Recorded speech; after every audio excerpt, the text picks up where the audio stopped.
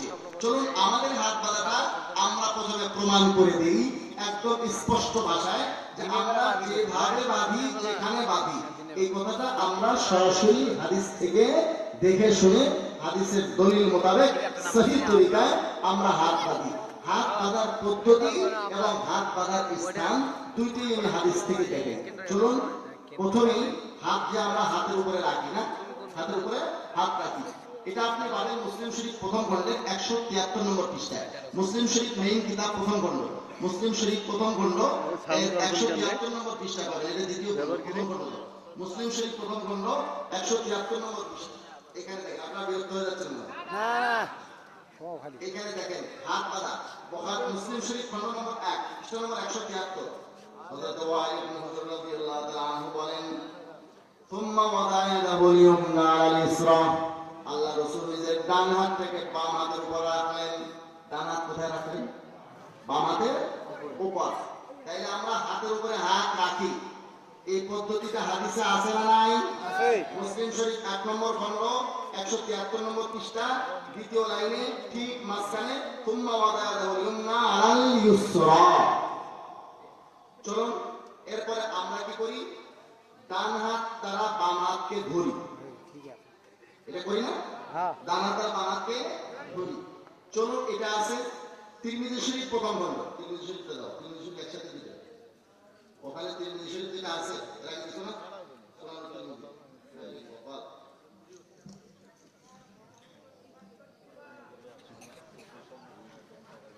59 নম্বর পৃষ্ঠা। এখানে দেখেন, আপনি যদি গুগল ইন্টারনেটে নাম্বার সার্চ করে দেখতে চান, 252 নম্বর হাদিস হিসেবে পাবেন গুগল ইন্টারনেটে।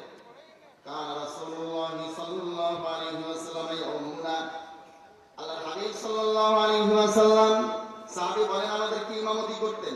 ফায়াখুযু শিমালাহু বিয়ামিনিহি, আল্লাহ রাসূল নিজের বাম হাতকে ডান হাত দ্বারা ধরতেন। আমরা বাম হাতকে ডান হাত দ্বারা ধরি কিনা? ডান হাতকে বাম হাতের উপর রাখি, ডান হাত দ্বারা বাম হাতকে ধরি, এটা হাদিসে আছে না নাই? এরপরে আমরা এই 3 আঙ্গুল রাখি এই বাহুর উপর, জেরার উপর, ঠিক না? এখন এইটা কোথায় আছে? বুখারী শরীফ খণ্ড নম্বর 1, এখানে আপনি পাবেন 740 নম্বর হাদিস। বুখারী শরীফের মধ্যে মেইন কিতাবে 102 নম্বর পৃষ্ঠা, এখানে 740 নম্বর হাদিস। আনসার ইবনে সাদ রাদিয়াল্লাহু তাআলা আনহু قال كان الناس يؤمرون ان يضعوا اليد اليمنى على ذراعه اليسرى في الصلاه, মানে লোকজনকে নির্দেশ দেওয়া হতো তারা যেন নিজের ডান হাতকে বাম জেরার উপরে রাখে, বাহুই পুরোটাকেই বলে। আমরা এই 3 আঙ্গুল এর উপরে রাখলাম। এই 3টা কথা হাদিসের মধ্যে আছে না নাই? এদের এক গুরু আছে যে ঘড়ির মেকার ছিল, কিছুদিন কাঠমিস্ত্রির কাজ করছে। এই নাকি তাদের মধ্যে সবচেয়ে বড় আলেম, শেখ নাসিরউদ্দিন আলবানী। তো তিনি বলছেন এই 3টে কথা আলাদা আলাদা আছে, কিন্তু 3টাকে যে একত্রিত করে হানাফিরা আমল করে, এটা নাকি বিদআত। কত বড় মূর্খ হলে এই ধরনের কথা বলতে পারে, অবিবেচক হলে এই ধরনের কথা বলতে পারে। কারণ 3টে কথা যখন হাদিসে আছে, এই 3টে কথাকে একত্রিত করে আমল করলে বিদআত হবে কোন আকেলে? আমার কথা কি বুঝতেছেন? ঠিক আছে, চলুন এবার আমরা 3 কথা এক হাদিস থেকে দেখি। এই 3টে কথা এক হাদিসের মধ্যে আছে, এটা আপনি নাসাই শরীফের মধ্যে পাবেন। নাসাই শরীফ খণ্ড নম্বর 1 পৃষ্ঠা নম্বর 141, এটা জামরুল মুবাওয়ালাতে লেখা আছে, এখানে আপনি পাবেন। হযরত ওয়াইল ইবনে হুজর একদিন বলেন, আমি চিন্তা করলাম লা আমদুরান্না ইলা রাসূলিল্লাহ ইলা সালাতি রাসূলিল্লাহ সাল্লাল্লাহু আলাইহি ওয়াসাল্লাম কাইফা ইউসাল্লি, আমি ভালো করে লক্ষ্য করব আল্লাহ রাসূল কিভাবে নামাজ পড়েন। ফানাযারতু ইলাইহি, ভালো করে লক্ষ্য করলাম। আল্লাহ রাসূল দাঁড়াইলেন, ভুলো খায় গেছে হবি না ওটা। আল্লাহ রাসূল তাকে বললেন ওয়ারাফা ইয়াদাইহি হাত্তা হাযাতা বিউযুনাইহি, 2 হাত তুললেন কান বরাবর। কি বরাবর? কান বরাবর। সুম্মা ওয়াদা ইয়াদাহু আল-ইয়ুমনা আলা কাফিহি ইসরা ওয়া রিসলি ওয়া সাই, এরপরে নিজের ডান হাতকে বাম তালুর পিঠের উপরে, বাহুর উপরে আর কবজির উপরে রাখলেন। ঠিক ওই কথাগুলো এখানে হাদিসের মধ্যে আছে না নাই? তাহলে আমরা যে পদ্ধতিতে হাত বাঁধি, এই পদ্ধতিটা আমরা হাদিস থেকে প্রমাণ করলাম। এবারে আসুন আমরা হাতটা রাখি হলো নাভির নিচে। কোথায় রাখি ভাই? নাভির নিচে। এই নাভির নিচে হাত রাখার কথা কি হাদিসে আছে না? চলুন আমরা দেখি প্রথমেই বুখারী শরীফ মেইন কিতাব খন্ড নম্বর 1 পৃষ্ঠা নম্বর 159।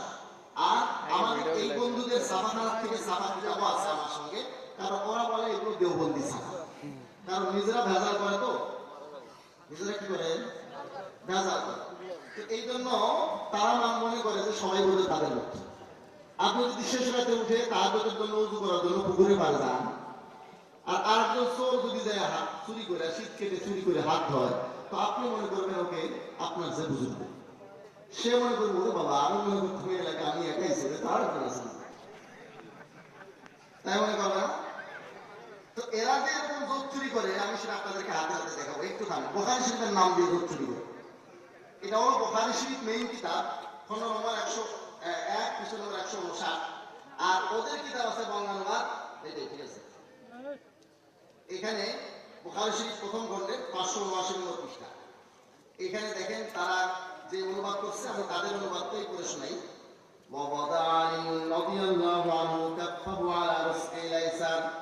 আলী রাদিয়াল্লাহু আনহু সালাতে সাধারণত তার ডান হাতের পাঞ্জা বাম হাতের কবজির উপর রাখতেন। ডান হাতের পাঞ্জারা বাম হাতের কবজির উপরে রাখেন। কোথায় যায়? ডান হাতের পাঞ্জা বাম হাতের কবজির উপরে রেখে ছেড়ে দেন, তো দেখেন কোথায় যাচ্ছে? মাথার উপর।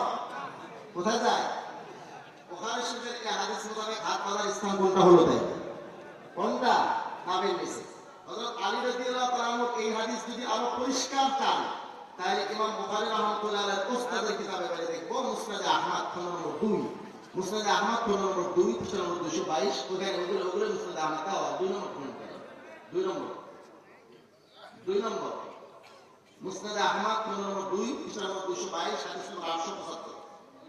এখানে দেখেন আন আলী রাদিয়াল্লাহু আনহু قال, হযরত আলী রাদিয়াল্লাহু তাআলা থেকে বর্ণিত আছে, তিনি বলেন, ইন্না মিনাস সুন্নাতি ফিস সালাতি ওয়া যালাকু ফি আলাল আকফি তা'আস সুররা, নিশ্চয়ই নামাজের মধ্যে সুন্নাত হলো এক হাতের তালু আর এক হাতের তালুর পিঠের উপরে রাখা, তা'আস সুররাতি, তা'তা মানে নিচে, সুররা মানে নাভি, তা'আস সুররা মানে নাভির নিচে, কোন জায়গায়?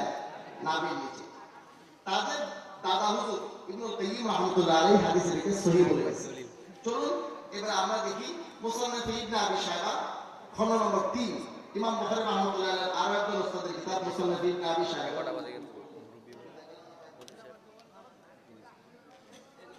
বই আগে দিয়ে আর হাফিয়াত মুসান্নাফ ইবনে আবি শায়বা, এটা হলো ইমাম বুখারী রাহমাতুল্লাহ আলাইহি উস্তাদ ইবনে আবি শায়বা রাহমাতুল্লাহ আলাইহি লেখা। ইমাম বুখারী রাহমাতুল্লাহ আলাইহি কিরকম উস্তাদ দেখেন। ইমাম বুখারী রাহমাতুল্লাহ জন্ম কত সালে জানেন? 194, ইন্তেকাল 256। আর এই লেখকের জন্ম হচ্ছে 159 হিজরিতে। একটা কথা এমনি কইলে তো কালকে আর আপনি মোবাইল বার করে সার্চ দিবেন, ওই বাদে একটা কথা বলে তো আর মোবাইল বার করে কালকে সার্চ লাগাবেন। এডি ভুল দেখালো না লেখক। হুজুর বলেন, রাআইতু নবী সাল্লাল্লাহু আলাইহি ওয়াসাল্লাম ওয়াদা ইয়ামিনাহু আলা শিমালিহি ফি সালাতি তা'আস সুন্নাতি, আমি আল্লাহর নবীকে দেখেছি, আল্লাহর নবী নিজের ডান হাতটাকে বাম হাতের উপর রেখেছেন ফি সালাতি, নামাজের মধ্যে, তা'আস সুন্নাতি, তা'তা মানে নিচে, সুররা মানে নাভি, তা'আস সুররা মানে নাভির নিচে। কিয়ামত পর্যন্ত এই হাদিসের মধ্যে কোনো দুর্বল নাভি তারা দেখাতে পারবে না। এখন তারা একটা বর্তমানে তথ্য সন্ত্রাস শুরু করছে। তো এই সমস্ত হাদিসগুলো যেগুলো হানাফিদের দলিল আছে, এগুলো বাদ দিয়ে এখন হাদিসের কিতাব ছাপানো শুরু করছে। আল্লাহ তাআলা হেদায়েত করেন। তাহলে নাভির নিচে হাত পাতার হাদিস আছে না নাই? দলিলের দিক থেকে আমাদেরটা মজবুত। এরপরেও বলি, দেখেন এই যে তাহতাস সুন্নাহর ব্যাপারে, নাভির নিচে হাত বাঁধার ব্যাপারে আমরা এই হাদিসটাকে কেন অগ্রাধিকার দেই? মাসাইল আহমদ ইসহাকের মধ্যে ইমাম ইসহাক রাহমাতুল্লাহ আলাইহি, যিনি ইমাম বুখারীর উস্তাদ, আর যে উস্তাদের পরামর্শে ইমাম বুখারী রাহমাতুল্লাহ বুখারী শরীফ লিখেছেন, তিনি বলেন তাহতাস সুন্নাতি আকওয়া ফিল হাদিসি ওয়া আকরাব ইলা তাওয়াবু, যে নাভির নিচে হাত বাঁধার আমলটা হাদিসের দিক থেকে মজবুত, বিনয় প্রকাশে বেশি উপযুক্ত। আমি বলি, দেখেন আমাদের যে সমস্ত ভাইরা, যে সমস্ত যুবকরা ইদানিং কোথা থেকে সবে কাজের কিছু আলো পায় না, ওই আলোগুলো সবে সাদেক না, সবে কাজের আলো পাইলেই সব আলো সবে সাদেক হয় না, এগুলো সবে কাজের আলো পেয়ে এখন তারা হাত বাঁধা শুরু করছে বুকের উপরে। আমি বলি, ও যুবক, তুমি যে টুপিটা তোরা মাথায় দেয় না, টুপি ছাড়া ঠ্যাংটো অস্বাভাবিক ছড়াইয়া এই যে তুমি বুকের উপরে হাত বেঁধে এরকম বেঢঙ্গা ভাবে দাঁড়াইছো, এইভাবে তোমার মুরব্বীর সামনে তোমার ওস্তাদের সামনে দাঁড়াইতে পারবা? বলেন না, আমরা যেভাবে নামাজে দাঁড়ায় ওভাবে ওস্তাদের সামনে দাঁড়াইতে পারবে? মুরব্বীর সামনে দাঁড়াইতে পারবে? ওর অফিসারের সামনে দাঁড়াইতে পারবে? বেয়াদব পাবে না? আমি আমার দেশ একটা পত্রিকা, এখন আমার বাইরে শুরু করছে, আমার দেশ পত্রিকা যখন আগে চলছিল সেখানে একটা ঘটনা করছিলাম। এক বড় অফিসারের সামনে জুনিয়র অফিসার সে এরকম বুকের উপরে হাত বেঁধে দাঁড়িয়েছে, তাকে সবজ করছে, এটা বেয়াদব, আমার সামনে বুকের উপরে হাত বেঁধে দাঁড়িয়েছে। তাহলে এইভাবে বুকের উপরে হাত বাঁধলে টুপিটা বিছানা ঠান ছড়ায়া এইভাবে যদি কেউ দাঁড়ায়, এই বেঢঙ্গা ভাবে দাঁড়ায় নাই, এটা কি দেখতে ভালো লাগে? এভাবে কি মুরব্বীদের সামনে দাঁড়াতে পারবে? বলেন, ওস্তাদের সামনে, বাপ মার সামনে। তো যেভাবে তোমার মুরব্বী, ওস্তাদ, বাপ মা এবং অভিভাবকদের সামনে, বড় অফিসারের সামনে দাঁড়াইতে পারো না, সেই বেঢঙ্গা ভাবে রবের সামনে দাঁড়াও কেন? এজন্য আমরা বলি মেয়েদেরটা তো সতরের কারণে, এটা ভিন্ন জিনিস। এইভাবে নাভির নিচে হাত বাঁধলে বিনয়টা বেশি প্রকাশ পায়। ইমাম ইসহাক রাহমাতুল্লাহ সেই কথাই বলেছেন, দলিলের দিক থেকেও বেশি মজবুত, বিনয় প্রকাশের বেশি উপযুক্ত। এজন্য আমরা এভাবে নামাজ পড়ি। বাকি যে সমস্ত পুরুষরা নারীদের মতো বুকের উপরে হাত বেঁধে নামাজ পড়ে, আমরা তাদেরকে নিষেধ করি না, তাদের নামাজ হয় না, আমরা সেটাও বলি না। তবে তাদের চেয়ে মজবুত দলিলে আমরা নামাজ আদায় করি, কথা ঠিক কিনা? এবারে চলুন, আমাদের এই বন্ধুরা যে বুকের উপরে হাত বেঁধে নামাজ পড়ে, এদেরকে জিজ্ঞাসা করবেন, তুমি যদি বুকের উপরে হাত বাঁধো তাহলে তার একটা পদ্ধতি থাকবে। আমরা যখন নাভির নিচে হাত বাঁধার পদ্ধতি কোনটা, স্থান কোনটা, দুইটাই হাদিস থেকে দেখিয়েছি কিনা? ওনাদেরকে বলবেন, তোমরা যে বুকের উপরে বাঁধো, ঠিক আছে, বুকের উপরে বাঁধলা, হাদিস আছে দুর্বল হলো, পদ্ধতি কি? কিচ্ছু দেখাতে পারবে না। ওরা বুকের উপরে হাত বাঁধলে একজন বাঁধে এরকম, আরেকজন বাঁধে এরকম, এক একজন এক এক রকম। 7 জন যদি বুকের উপরে হাত বাঁধে 7 রকম ভাবে বাঁধে। এই কথা আমি এক বয়ানে বলছি। আর এই শ্রোতা কি করছে জানেন? ওদের মসজিদে যেয়ে ওদের নামাজের ছবি উঠেছে, ছবি উঠায় 7 জনের 7 রকম বাঁধা আমার চিহ্নিত করে দিচ্ছে। দেখেন হুজুর, আপনি বলছিলেন বুকের উপরে যারা হাত বাঁধে 7 জনের 7 রকম বাঁধে, ঠিক আছে, 7 জনের কয়রকম? 7 রকম বাঁধে। পদ্ধতি আগে আমাদের 7 জন 7 মতনই বাঁধে। আমি বলেছি কোন হাদিস বুখারী শরীফে নেই এবং হাদিসের ভান্ডারে কোন সহিহ হাদিস নাই, যা আছে সব দুর্বল। তাদের সবচেয়ে মজবুত হাদিসটা কোথায় আছে জানেন? ইবনে খুজাইমা শরীফে। ইবনে খুজাইমা শরীফ আমার সঙ্গে আছে। ইবনে খুজাইমা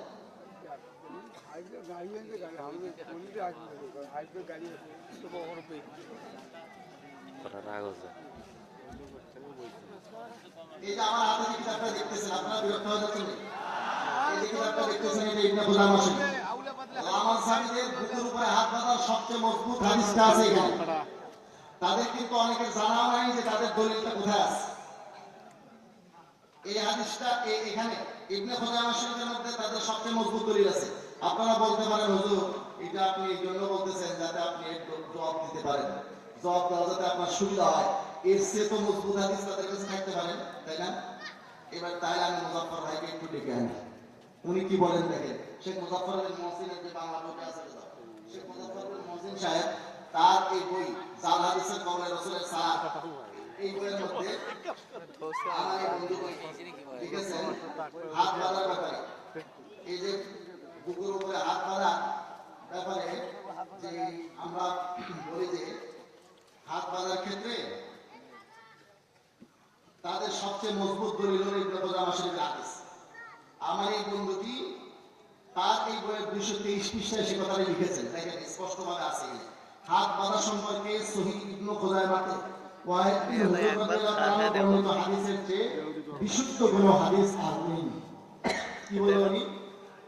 হাত বাঁধা সম্পর্কে ইবনে খুজাইমা শরীফে হযরত ওয়াইল বিন হুজুরের বর্ণিত এই হাদিসের চেয়ে বিশুদ্ধ আর কোনো হাদিস, তাদের ঝুলিতে সবচেয়ে মজবুত হাদিস আছে ইবনে খুজাইমা শরীফে 1 নম্বর খণ্ডে 207 নম্বর পৃষ্ঠা 400, এখানে দেখেন 79 নম্বর হাদিস, 1 নম্বর খণ্ড ইবনে খুজাইমা শরীফে। এটা ক্যামেরা চলবে না, 207 নম্বর পৃষ্ঠা 479 নম্বর হাদিস। আর ওয়াইল ইবনে হুজর রাদিয়াল্লাহু আনহু قال صليت مع رسول الله صلى الله عليه وسلم ووضع يده اليمنى على يده اليسرى على صدره। হযরত ওয়াইল বিন হুজর বলেন, আমি আল্লাহর রাসূলের সঙ্গে নামাজ পড়েছি, আল্লাহর রাসূল নিজের ডান হাতটাকে বাম হাতের উপর রেখেছেন, আলা সাদরিহি, বুকের উপর। কোথায়? কিছু হানাফিরা আছে তারা আবার একটু বাড়ায় বলে বুকের উপরে হাত বাঁধার কোনো হাদিস নেই, এটা ঠিক না।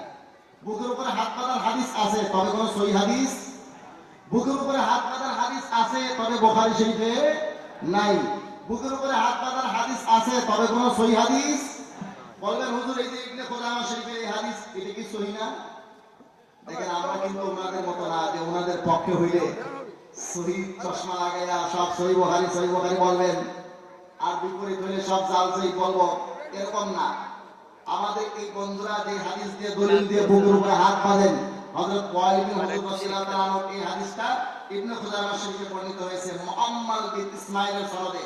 আর এই মুআম্মাল বিন ইসমাঈল যে দুর্বল, এটা যদি আমি আসমাউর রিজালের যে কিতাবগুলো আমার সঙ্গে সবসময় থাকে, তাকরিবুত তাহযিব, তাহযিবুত তাহযিব, সিয়ারুল আলামিন নুবালা, মিজানুল ইতিদাল, লিসানুল মিজান, এই সমস্ত কিতাব যেগুলো আছে আসমাউর রিজালে, এগুলোর থেকে বললে ওনারা বলতে পারেন যে ওনারাও কোনো না কোনো মাযহাব মানতেন।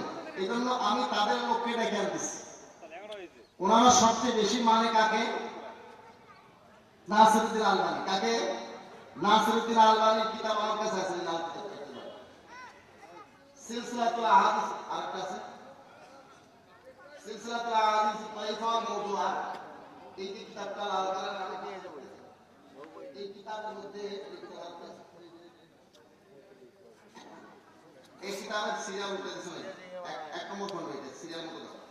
1 নম্বর খন্ডে 211 নম্বর পৃষ্ঠা দেখেন, এখানে নাসিরউদ্দিন আলবানী বুকের উপরে হাত বাঁধার এই রাবী মুহাম্মদ সম্পর্কে কি বলেন, লিখতেছেন ফাইনা মুহাম্মদ ইবনে ইসমাঈল সাদুকুন কাসীরুল খাতাই।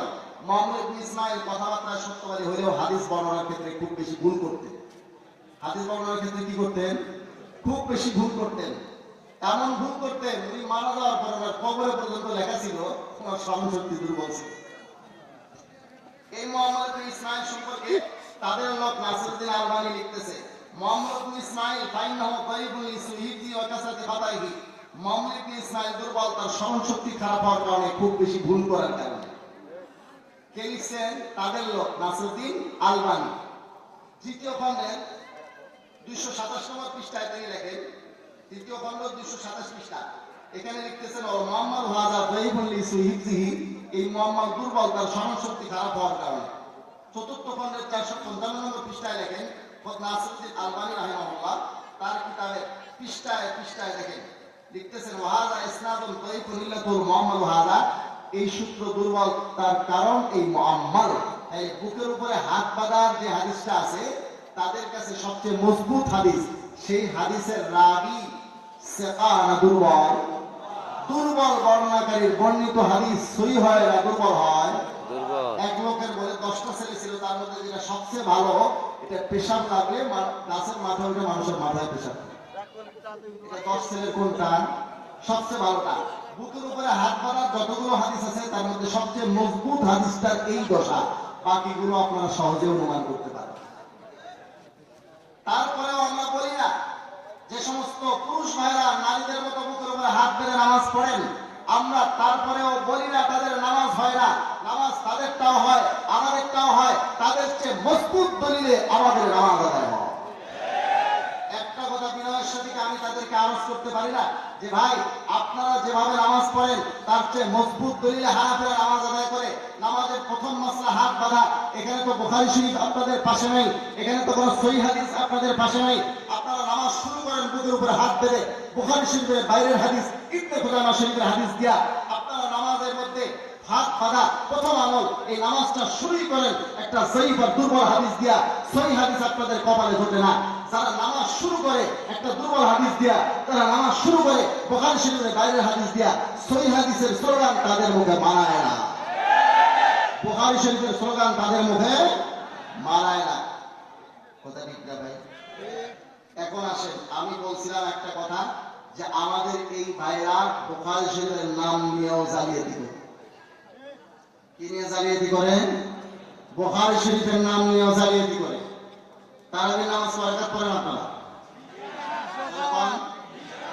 20 রাকাত তারাবির নামাজ আগেও ছিল, এখনো আছে, সামনেও থাকবে। তারাবির নামাজ 8 রাকাত, এটা একটা বেদাতি আমল। এবং বেদাতি আমলটা লামাযহাবিরাই প্রথম আবিষ্কার করছে। এর আগে দুনিয়াতে কেউ এই বেদাতি আমলটা করে নাই। এই বেদাতি আমলটা কারা শুরু করছে? কারা শুরু করছে? আমার দেখা দেখি লাওয়া সাহেব। আপনি বলবেন যে হুজুর এই একেবারে বেদাতি আমল, সহিহ দুর্বল হলে না, একটু কথা ছিল। চলে আমি আপনাদেরকে তিরমিজি শরীফ থেকে দেখাই। তিরমিজি শরীফ খণ্ড নম্বর 1, পৃষ্ঠা নম্বর 166। তিরমিজি শরীফের 1 নম্বর খণ্ডের 166 নম্বর পৃষ্ঠায় এখানে দেখেন ইমাম তিরমিজি রাহমাতুল্লাহ আলাইহি কি বলেন। ইমাম তিরমিজি রাহমাতুল্লাহ আলাইহি 166 নম্বর পৃষ্ঠাতে, আমি তারাবির পূর্ণ আলোচনা করব না, শুধু তাদের ধোঁকা দেখানোর জন্য আমি এই আলোচনাটা একটু সামান্য আংশিক আপনাদেরকে বুঝাইতে চাচ্ছি। এখানে দেখেন তিরমিজি শরীফ খণ্ড নম্বর 1, পৃষ্ঠা নম্বর 116। এখানে হযরত আবু যর গফারি রাদিয়াল্লাহু তাআলা আনহু থেকে একটি হাদিস আছে বর্ণিত, হাদিস হচ্ছে 806 নম্বর হাদিস। এখানে ইমাম তিরমিজি রাহমাতুল্লাহ আলাইহি হাদিস উল্লেখ পূর্বক বলেন, রমাদান, রমজান মাসের তারাবির নামাজ সম্পর্কে উলামায়ে কেরামের মধ্যে বিভিন্ন মতামত ছিল, ইখতিলাফ আছে। তাদের মধ্যে কিছু উলামায়ে কেরামের অভিমত হলো আইয়ু সাল্লা 41 রাকাতান মাল বিত্রি, বিতির সহ 41 রাকাত পড়া হবে। বিতির সহ কত? জোরকান ভালো করে বুঝবেন। বিতির সহ কত? বিতির সহ কত? 41। ওয়া হুয়া কাউলু আহলিল মদিনা, এই আমলটা ছিল মদিনাওয়ালাদের। আমলটা কাদের ছিল? মদিনাওয়ালারা 41 রাকাত পড়তো। এই 41 এর মূলে ছিল 20 রাকাত। 41 কেমনে হলো দেখেন, 20 রাকাত তারা মদিনাওয়ালাও পড়তেন, কিন্তু 41 এভাবে হয়েছে মক্কাওয়ালারা 20 রাকাত পড়তেন, কিন্তু প্রত্যেক 4 রাকাত পর পর তারা তওয়াফ করতেন। প্রত্যেক 4 রাকাত পর পর কি করতেন? মক্কাওয়ালারা তওয়াফ করতেন, আবার তওয়াফের 2 রাকাত করতেন। এখন মদিনাওয়ালারা দেখলেন এরা তো প্রত্যেক 4 রাকাত পর পর তওয়াফ করতেছে, আবার 2 রাকাত নামাজ পড়তেছে, এইটার জবরে নোকসানের জন্য, ক্ষতিপূরণের জন্য আমরা কি করি? আমরা তো আর কাবা শরীফ পাচ্ছি না, মদিনাতে তারা মাঝখানে 4 রাকাত করে বাড়াই দিল। জামাতে 4 রাকাত পড়েন, এরপর আবার 4। এই 4 রাকাত করে মাঝখানে পড়ে 4টে গ্যাপ আছে, 4 4 16 রাকাত, 4 4 16, আর 2 রাকাত সুন্নত। 2 রাকাত কত হলো? 3 রাকাত বেতের কত হলো? 21, আর ওদিকে তারাবি কত? 20, কত হলো সব মিলে? এই কথা লিখছে মদিনাওয়ালারা 41 রাকাত পড়তেন বিতির সহ। আর ওয়াকসারু আহলিল ইলম, ইমাম তিরমিজি বলেন এই উম্মতের অধিকাংশ উলামায়ে কেরামের অভিমত ছিল এটাই, অধিকাংশ সাহাবীদের আলামা রুবিয়ান আলী ইবনে ওমর ওয়া গায়রিহিমা মিন আসহাবিন নবী সাল্লাল্লাহু আলাইহি ওয়াসাল্লাম 20 রাকাতান। মানে অধিকাংশ উলামায়ে কেরামের অভিমত হলো হযরত ওমর, হযরত আলী এবং অন্যান্য সাহাবায়ে কেরামের যে অভিমত ছিল 20 রাকাত, এই উম্মতের অধিকাংশ উলামায়ে কেরামের অভিমত 20 রাকাতই। অকল শাফি, ইমাম শাফি রাহমাতুল্লাহ বলেন, যিনি জন্মগ্রহণ করেছেন 150 হিজরিতে, ইন্তেকাল করেছেন 204 হিজরিতে, ইমাম শাফি রাহমাতুল্লাহ বলেন ওয়াহাকাযা আদরাকতু বিবালাদিনা বিমাক্কাতে সাল্লাল্লাহু 20 রাকাতান, আমরা মক্কা নগরীতে মায়ের পেট থেকে পড়ে দেখি 20 রাকাত তারাবি হয়। কোন সময় 150 হিজরিতে ওনার জন্ম, 204 এ ইন্তেকাল। বলে মক্কাতে তখন থেকে কত রাকাত নামাজ হয়? 20। মদিনাতে হতো কত? 41। 20 41। ইমাম তিরমিজি রাহমাতুল্লাহ ইন্তেকাল করেছেন 279 হিজরিতে। হাদিস খালি পড়লে হয় না, বুঝতে হয়। হাদিসের কিতাবের লেখকদের জীবনী জানতে হয়, রাবীদের জীবনী জানতে হয়। ইমাম তিরমিজি ইন্তেকাল করেন 279 হিজরিতে। তার মানে হিজরি 3য় শতাব্দীর শেষ প্রান্ত পর্যন্ত পুরা মুসলিম উম্মার আমল কি ছিল তারাবির ক্ষেত্রে, পুরা মুসলিম উম্মার আমলের খবর নিয়ে তিনি উল্লেখ করেছেন পুরা মুসলিম উম্মাহ তারাবির নামাজ কেউ 20 রাকাতের নিচে পড়তো না, কেউ 20 রাকাতের নিচে পড়তো না, কেউ 20 রাকাতের নিচে পড়তো না। 20 রাকাতের নিচে তারাবির নামাজ শুরু হয়েছে খায়রুল কুরুনের পরে, 3য় শতাব্দীর পরে। এজন্য বললাম এটা একটা বেদাতি আমল। এখন আসেন 20 রাকাতের নিচে যারা পড়েন, 8 রাকাত তারাবির নামাজ যারা পড়েন, এই আমলগুলো একটা বেদাতি আমল। খায়রুল কুরুনের মধ্যে এর কোনো অস্তিত্ব ছিল না, এবং আগের যুগে আল্লাহর নবীর জামানা থেকে নিয়ে একদম ইমাম তিরমিজির জামানা পর্যন্ত তিনি তাহকিক করে তিরমিজি শরীফে উল্লেখ করেছেন কয় রাকাত? 20 রাকাত। আপনি যদি সিহাসের মধ্যে দেখতে চান, সিহাসের মধ্যে প্রসিদ্ধ 6টি কিতাবের মধ্যে, এই যে প্রসিদ্ধ সবগুলো হাদিস এখানে সহিহ না, দু একটা কিতাবের মধ্যে একটু সমস্যা আছে, দু একটা হাদিস কিন্তু সিয়াসত নামে প্রসিদ্ধ। এই 6 কিতাবের মধ্যে আরেকটা কিতাবে আপনি পাবেন আবু দাউদ শরীফ, সেখানে তারাবির রাকাত সংখ্যা উল্লেখ আছে। বুখারী সহ অন্য কিতাবে কিন্তু তারাবির রাকাত স্পষ্ট উল্লেখ নাই। যেখানে উল্লেখ আছে 20 রাকাত উল্লেখ আছে, কয় রাকাত উল্লেখ আছে? তিরমিজিতে কয় রাকাত পাইলেন? 8 না 20? 8 না 20? 20। এবারে চলেন আপনি আবু দাউদে দেখেন, আবু দাউদ শরীফের মধ্যে প্রথম খণ্ড 202 নম্বর পৃষ্ঠা, ভালো করে বুঝবেন। আবু দাউদের এই হাদিসটা খেয়াল করেন। হযরত ওমর ইবনে খাত্তাব রাদিয়াল্লাহু তাআলা আনহু থেকে বর্ণিত হাদিস। তাই হযরত ওমরের জামানার কথা বলতেছেন এখানে। আন্না ওমর ইবনে খাত্তাব রাদিয়াল্লাহু আনহু জামা আন-নাস আলা উবাই ইবনে কাব ফাকানা ইউসাল্লি লাহুম 20 রাকাতান।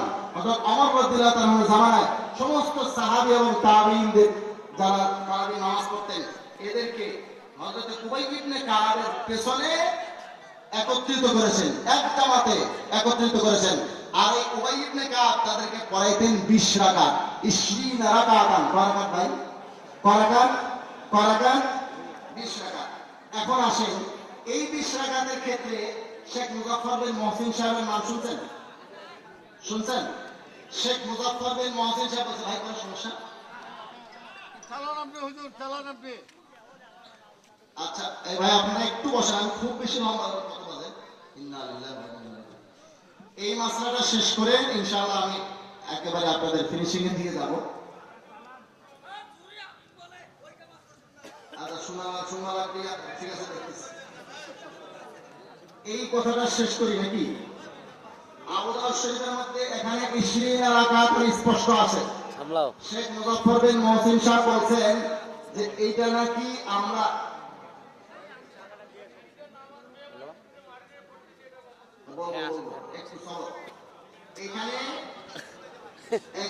আল্লাহু আকবার।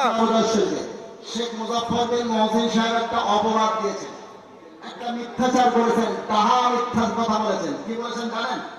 এখানে নাকি 20 রাত ছিল, 20 রাত ছিল। দেওবন্দিরা নাকি এটাকে কেটে রাতকে রাকাত করছে। রাতকে রাকাত করছে কে? শেখ মুজাফফর বিন মহসিন সাহেব বলছে আল্লাহ তাআলা মাফ করে। এখন আমি একটু আপনাদেরকে হাতে হাতে প্রমাণ দেখাবো যে এইখানে দেওবন্দ মাদ্রাসা প্রতিষ্ঠা হওয়ারও আরো ধরেন 700-800 বছর আগের থেকে আবু দাউদ শরীফের মধ্যে এটা লেখা ছিল। এটা একেবারে বলিষ্ঠ একটা প্রমাণ আপনাদেরকে আমি দেখাচ্ছি। সিয়ার ওয়া আলামিন নুবালা একটা কিতাব